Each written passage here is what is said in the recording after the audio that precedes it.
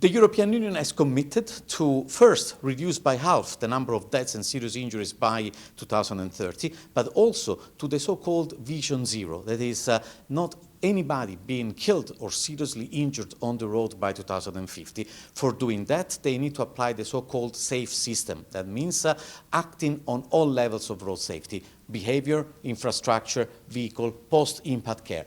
And as part of behavior, of course, the European Union also looks at drink driving. Some of the competencies, like, for example, the installation of alcohol interlocks for recidivist offenders, are more a competence of the member states, but we believe that the European Union should also take action for the global EU, for all the countries, and set a common limit for everybody, but also mandate alcohol interlocks for all professional drivers. The alcohol interlock is a very simple instrument that asks the driver to blow into the system before taking a trip. If the alcohol is above the limit, the vehicle will not start.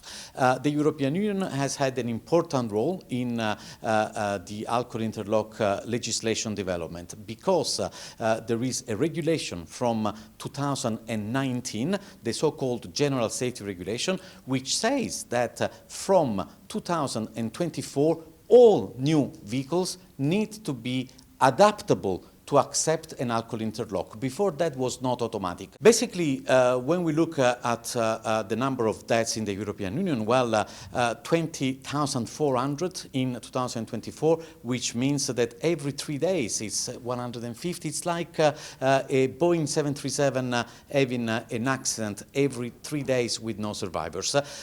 Important factors in these collisions are drink driving and speeding. Drink driving is responsible of up to 20% in deaths in the European Union, but also speeding. Speeding is a problem that is often underestimated. You think that you will get there substantially earlier, whereas the savings sometimes are just a few seconds, and you tend to underestimate the risks, which are very high. Just to say, in urban areas, for example, if you are doing 50 kilometers an hour and there is a collision between a pedestrian and a vehicle, at 50 kilometers an hour, in 90% of cases, the pedestrian will die.